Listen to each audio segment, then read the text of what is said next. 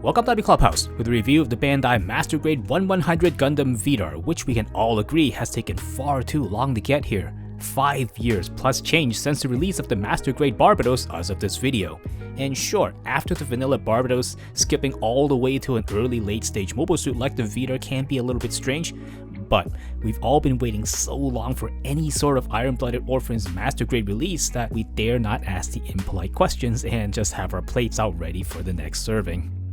And of course, there's this thing where a whole lot of people really wanted something else to be in this spot, like the Flauros, since it's the only initial Tekkadan Gundam that isn't in 1/100 scale, or many other IBO Gundams, and Bandai's priorities here can fairly be questioned. But let me tell you, this kit we got will persuade you that it deserves its place in the Master Grade lineup. The Master Grade Gundam Vidar was released on March 22nd, 2025 and initially sold for a price of 6,000 yen before taxes. The beautiful box art is credited to Naochika Morishita, who of course is brought on board for all key releases. The box art portrays the first time in the animation where we saw the Vidar in action, and it teases us viciously with the frickin' Gilda there, reminding us what we're never ever going to get in the Master Grade line. But otherwise, the box art keeps the composition very simple and has an overall dark tone to complement the Vidar's own blue hue. The box art measures 39 by 31 by 9 centimeters, and it's a familiar size to match the Barbatos naturally. The short side of the box has the same information from the front of the box rearranged. The other side is exactly the same. The long side has the front and the back shots of the kit and a bit on the frame here, and a lot of other MG kit staples like a pilot figure. There are some kit highlights at the very end if you want to read them. The other side is for studio shots of the different parts, and then it's all legal text. Inside the box, we get the Vidar spread across 19 runners, with all of it being polystyrene and nothing else. The Gundam frame parts are here, and then there's everything else.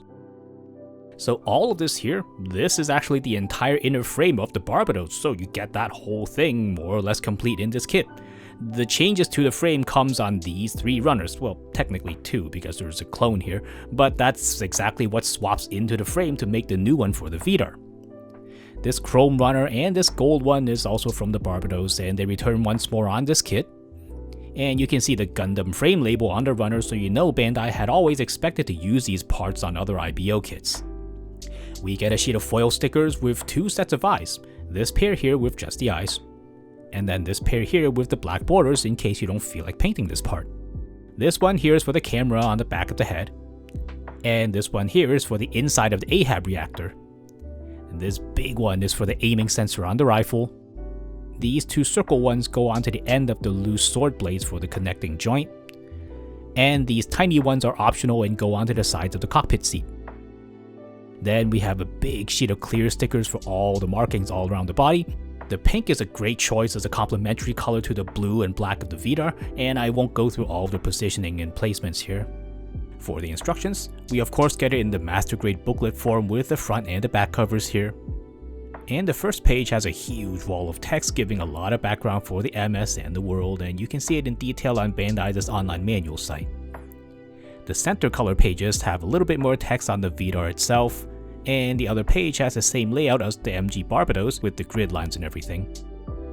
And then all the other pages are for assembly instructions as you'd expect.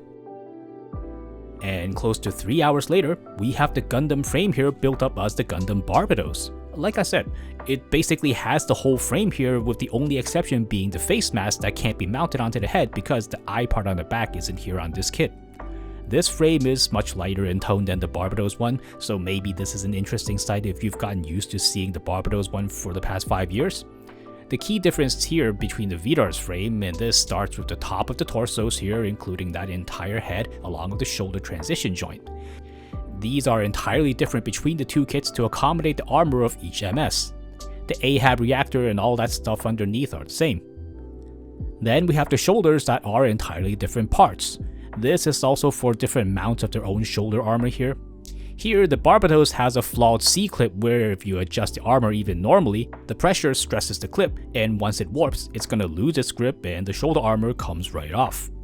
Disappointingly, the new kit, it's still a C-clip, but it's not all bad. See, this time it's in an upwards orientation, and it's also much better reinforced at the bottom, so it should be much more sturdy. I mean, it's not perfect, but it's probably not nearly as fragile. And while we're here, Vidar's elbow has a very slight difference where it doesn't need those two pegs that come out on the side of the joint. And then we have the lower leg, which is entirely new except for a few internal pieces. Of course, the feet are completely different because the Vidar has those crazy blades fitted onto it. This is wonderful because the Barbatos' feet broke on a lot of kits. The problem is with the front section of the foot here that attaches with a downward facing C-clip.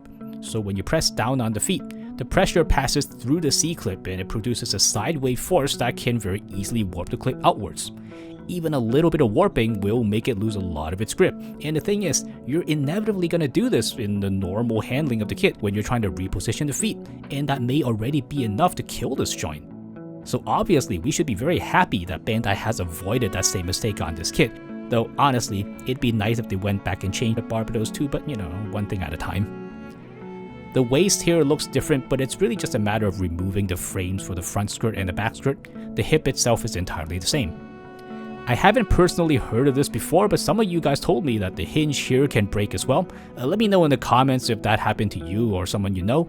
This part here is the same on the Vidar, so if it's really a problem, then it's here on the Vidar as well, unfortunately. And just to give you a clearer idea, all of this here is what is reused on the Barbatos frame. It's actually quite a lot, and the two frames aren't really that different from each other. I mean, that's exactly the whole point of this frame. It's designed to be reused across the different model kits. The Vidar isn't radically different from the Barbatos, so only bits of it has been replaced. The changes made are mostly to fit on the outer armor rather than to strictly address the flaws of the frame itself, but you know, it just so happens that it has different parts for those troubled parts on the Barbatos. Now let's go ahead and have a closer look at the proper frame of the Gundam Vidar. The shoulders still have two sets of hydraulics that retract and extend as you swivel that transition joint back and forth. There is one here on the neck, and this part here is exactly the same as the Barbatos. Then there's one down here lower in the spine. And then we have the two right here at the front that's going along the waist. Each arm has one and they move like this.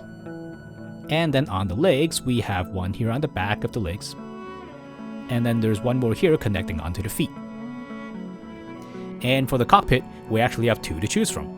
This one here is with the Alaya Vinyana Type E disengaged. And this is one where it's in use and the two sides are opened up. And you do have to pick one or the other and stick with it because you don't have easy access to the cockpit once it's all put together. This is a nice little detail, but it actually doesn't really matter which one you choose in practice, because if we put this together, you'll see that the Gundam Vidar only allows access to the cockpit from the top here, which really is how it is. And well, this is all you see of the inside. You're not really going to be able to make out which of the seats you have in there. It's very much a little something to make yourself happy knowing that it's in there. And while we're on the topic, this kit does come with a Vidar pilot figure, and you can have him pegged into the seat like this if you like, but like I said before, you can't really see anything inside the cockpit, so it doesn't really matter a whole lot if you put him in or not really. And we also get a standing figure of Vidar as well, and it's good that he isn't just in a plain standing pose. And here's what he looks like from the back.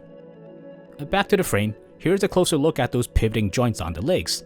I suppose I can see these pegs breaking if they take a bit too much pressure when they're being adjusted, so maybe they're best handled delicately.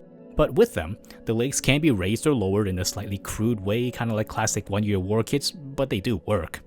The legs can differ in height quite a bit if you drop the legs all the way down. And speaking of anxiety-inducing parts, the shoulder transition we saw earlier with the hydraulics, this part here connects with the peg at the base and nothing else above it is connected, so it actually hangs quite precariously on that connection. So when you plug in the arm, it can put a lot of stress on that base peg, so it's best to be mindful of this and give this part some support when you're pulling on or taking out the arms. Yes, this frame looks amazing with all its moving details and its many layers of geometry, but you really have to be careful when handling it because it really can break in many ways. One last thing before we wrap up our look at the frame here, the two AHAB reactor centers do freely rotate and it rolls around quite smoothly. And the bare frame of course can move amazingly with no armor or anything getting in the way, And if you like the Blooded Orphans' approach to MSs with the frame being a very prominent and visible part of the design, then you'll love how this frame looks because Bandai makes it look effortless to translate the crisscrossing surfaces and all the cable and machinery into the mold, and as great as this all looks, you really won't feel much hassle when you put all this together. And here's the Vidar with all his armor on, which is going to take you another 2.5 hours or so because there's really a lot of small parts to clean and prep. Different from the Barbatos, the Vidar comes ready with a lot of equipment on him, like the crazy burst saber blade containers on each side that sweeps back from the waist, making the whole shape of the mobile suit thrust forward like an arrow. Well, actually, it's more like these containers plus that gigantic backpack forces the Vidar into standing with a forward lunge, so actually that also contributes to the forward thrusting image as well.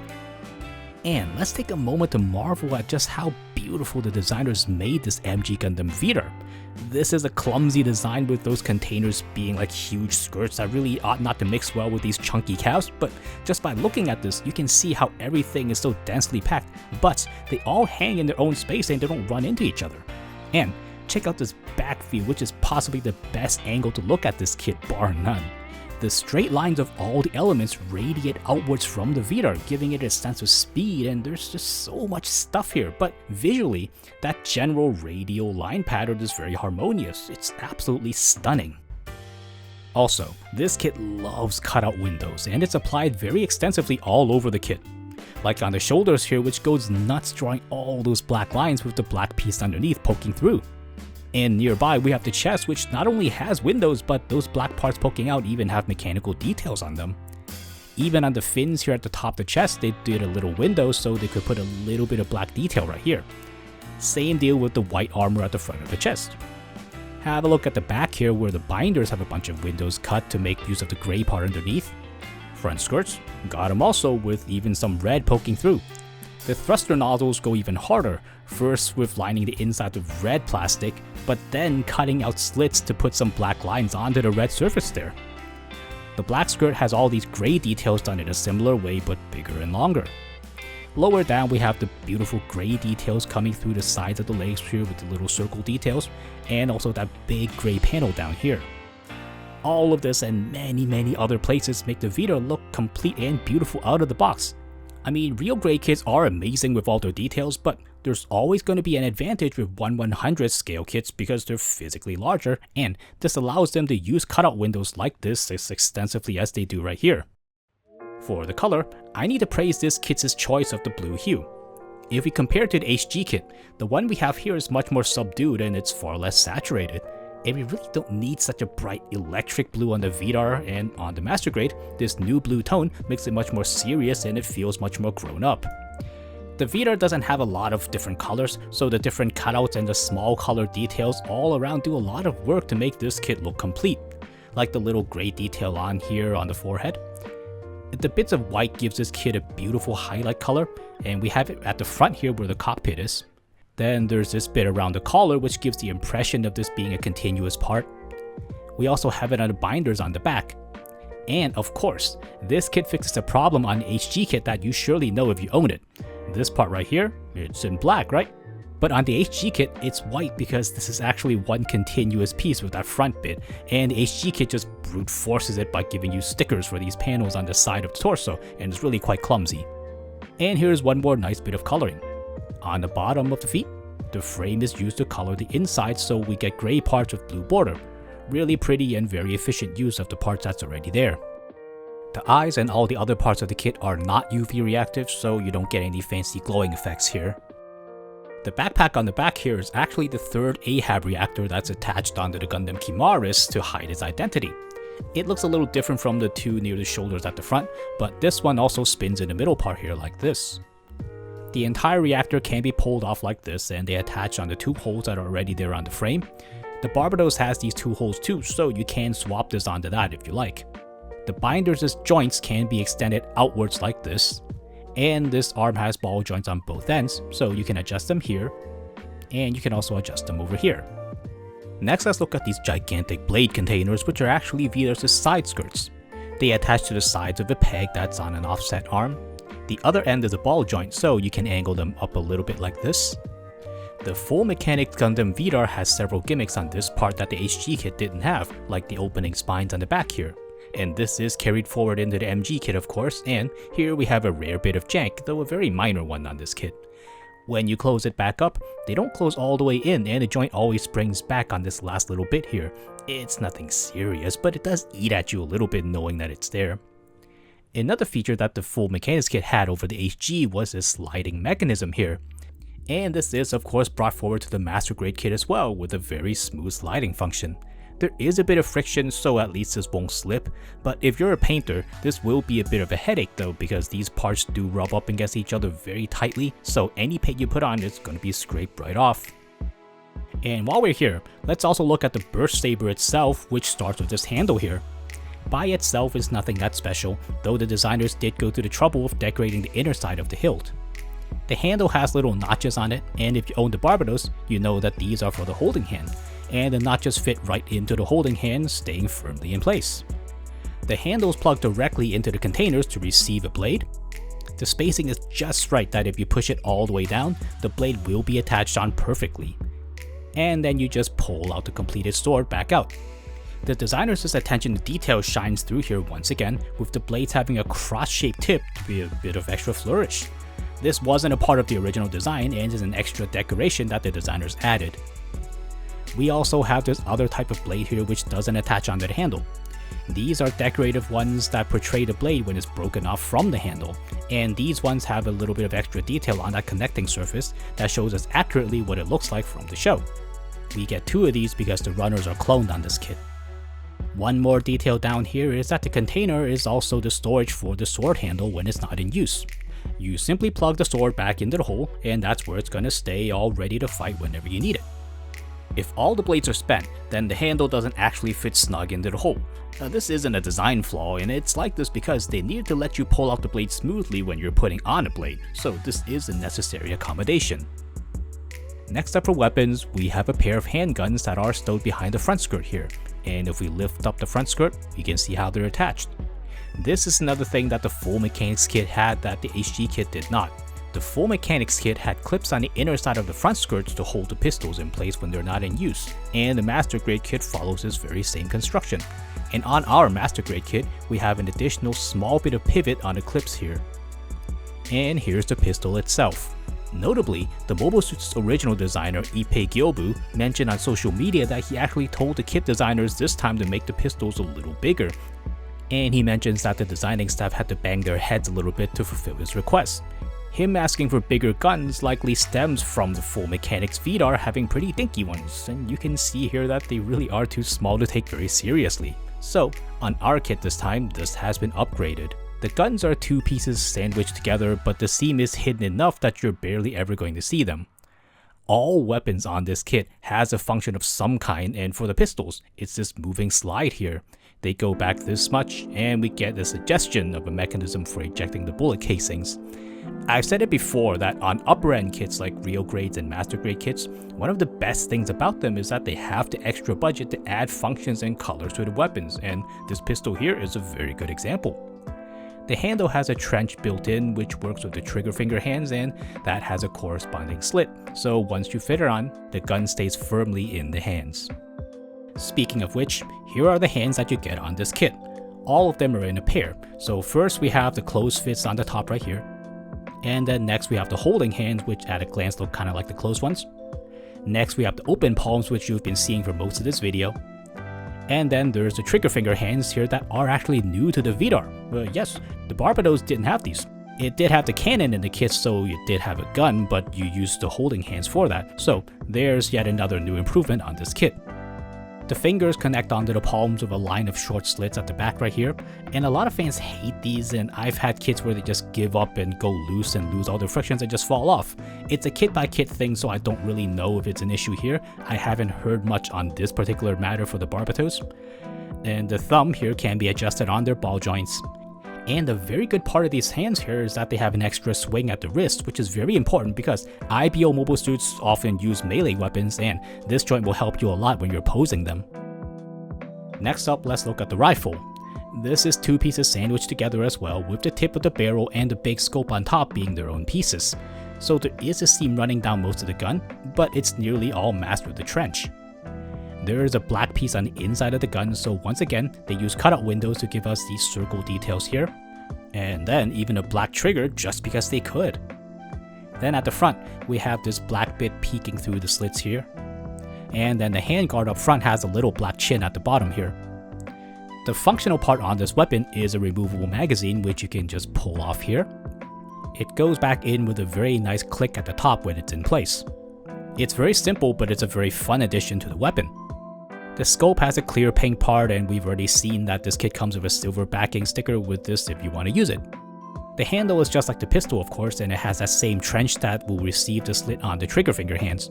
The hand is able to handle this bigger gun just as well as the pistol, and there's no worry that it's a bit wiggly or unstable from the extra size and weight. The side of the rifle has these funny looking wings on them, and these are used to attach it to the hardpoints that are on the blade containers like this. There are actually 3 of them on each container, and you can plug the gun into any one of them if for some reason you want to do that.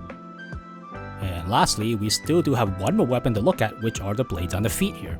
When they're stowed, they do look a little bit funny and they look like ice skates. And to deploy them, all we need to do is unfurl them like this, and then also like this. It's just 2 pieces that are on their own hinges. We do see this get used in the animation, and it's certainly something we want to see on this kit, even if the idea itself can be a little bit odd. But Gundams are no stranger to feet blades, so we really can't just pick on this MS and none of the other ones. So that's the whole weapons loadout for the Gundam Vidar. You've heard me bellyache before about how a lot of kits don't let you stow 1 or 2 of the weapons, and it leads to a wonky situation where something or another has to be held in the hands forever. No, not on this kit. This is yet another great design of this kit here, where you can always have all the weapons for the Gundam Vidar ready to use. Everything has its own storage spot, from the sword to the rifle to the pistols. And the Vidar has quite a few weapons, so it's exciting to see all of them on the mobile suit instead of sitting in the box. When you build this and you realize it carries all its weapons, it really will make you excited. A small footnote here, all that stuff does come at a small price. The bulk of all that stuff means that the Vidar always has a bit of a hover hand going on, and it can't really just rest on its side. Even on the other side without the gigantic rifle, the arm still overhangs a little bit outwards. It's just a reality we have to live with what's here on the waist. The kit comes with an action-based adapter with a 5mm hexagonal peg. The adapter slides in the underside of the waist joint right here, and then you're free to plug the kit into any action base that takes the 5mm peg. Onto the articulation, the crazy neck lets the Vidar look nearly straight up. It dips forward this much, and the head can rotate all the way around. The shoulder armor can swing up and out of the way. The flap on the shoulder armor can be adjusted. And despite the transition joint, the arm swings forward and back way less than you might expect. The arm itself can swing out this much. And it can't really go all the way around because the shoulder armor catches onto the torso all the time. The arm rotation is handled by the biceps here. The elbow bends a bit past 90 degrees and the armor stops it from going any further. The hands can rotate on their peg, and the wrist can rotate on its peg as well. The upper torso can dip forward like this at 2 different points. It doesn't go backwards very much.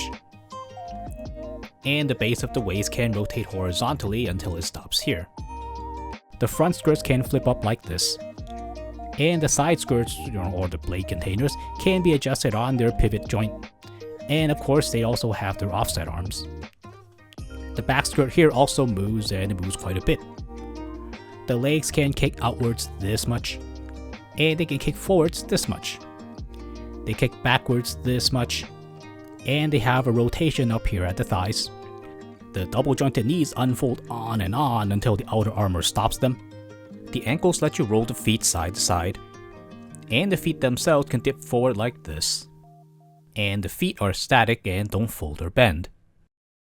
Despite the big blade containers hanging off at the sides and jutting out like that on the Gundam Vidar, it's amazingly free of obstructions in its movements. It's going to be blocked mostly by the armor meeting each other at the end of the bend, not because of the bend itself being weak. You'll noticeably feel that nothing gets in your way, and you're very much free to pose this kit however you like. It really is that friendly to handle. The weakest link among all these great joints is probably the waist and the chest. For scale accuracy, the Hobby Clubhouse scale roller places this kit at 20.3 meters versus the 18 meters height in the settings. As usual for modern kits, this kit is bigger by 1 or 2 meters. For size comparisons, here's a lower end benchmark, the Master Grade RX-78 version 1.0. And here's the upper end benchmark, the 1988 New Gundam. The Gundam Vidar sits somewhere in the middle right here in the lineup, but it's really not supposed to. It's supposed to be the same height as the RX-78, which is already taller than it should be here, and they in turn are both equally shorter than the New Gundam, but that's not how it is. It just goes to show you how scale height is really quite a low priority these days for Gundam model kits. With all that said, here's a Hobby Clubhouse 3-point verdict on the Master Grade 1100 Gundam Vidar. Number 1, it inherits none of the past flaws. This has to be first on the list.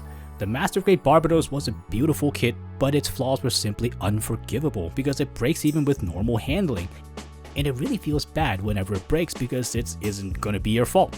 The Gundam Vidar grows past those problems, and as far as I can tell, it's made with enough changes that breakage isn't such an inevitable thing.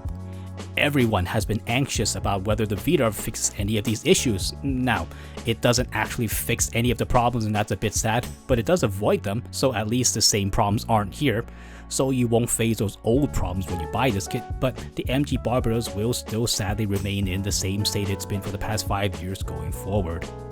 And number 2, this kit will make you love the Vidar. An uncomfortable fact is when the Gundam Vidar was announced as the next Master Grade IBO kit, the unspoken word in the room was that many fans thought, why? Because while the Vidar has its superfans, and I certainly think you qualify if you use them as your profile pics after so many years, but for many others, it really wasn't on the top of the wish list. A ton of people wish this chance was given to the Flauros so that we could have the 3 early Tekkadan Gundams in 1/100 scale. Many wish it was an MG Gundam remake. Heck, many wanted the Kimura's Vidar so it even competes against itself. So the Vidar may not have been what you most wished for. But you know what? This kit will teach you to love the Vidar because it's as if it's dedicated to telling you why the Vidar is so great. From the blade containers, which can seem pretty stupid at first glance, but on this kit, they earn every inch of space they take up. To the dual well pistols, which are chuny as hell, but man are they easy to love when they're so well done. My word here is, if you aren't by default stoked about the Gundam Vidar, this kit loves the Vidar for you and you're gonna feel it and it's gonna make you understand all of it. So answer the doorbell, give it a chance, and let it make its sales pitch to you. And number 3, it's an amazing Master Grade kit. Now, all Master Grade kits aim to be amazing, but they don't always end up that way. They can be convoluted, over-engineered, and head-scratching disasters, and yeah, I'm looking at you, Verkov Victory Gundam. Or they can be fatally flawed and never fixed, like the MG Sinanju and all its kin with that ABS waste that will break on every single kit. The Gundam Vidar, it has a lot of moving parts and function and weight, is a risky kit to have high hopes for because a lot on this can go wrong. And you'd be right to have expected this to be a shambling mess of things drooping and falling off and getting in each other's way, but it's not. It's just really hard to find something truly terrible to say about this kit, and this kit has a lot of stuff on it. It carries all its weapons, it doesn't trip over itself, it's back heavy, but with some adjustments it can still stand like a champ. It poses amazingly even with all that stuff hanging off of it. And every weapon has a gimmick, nothing falls off this kit, the color and styling is beautiful, and is that long enough of a praise? There's probably more if I think harder. And you know, when Bandai is stupid, man is Bandai stupid. But when all their cylinders are firing, this is what we get. So that's a review of the Master Grade Gundam Vidar. No matter if this is the IBO MS you most wanted in the Master Grade line or not, it surely is the one that works hard to earn its place on your display shelf. Thank you so much for watching. Support the channel by becoming a member here on YouTube or over on Patreon. And come look us up on social media with updates on upcoming videos, links in the description below. This video was made with the support of the following members: David Bitten, Skep, and MacNova. Thank you, you crazy people, for your continued support. And lastly, thank you for enjoying this video, and I'll see you next time.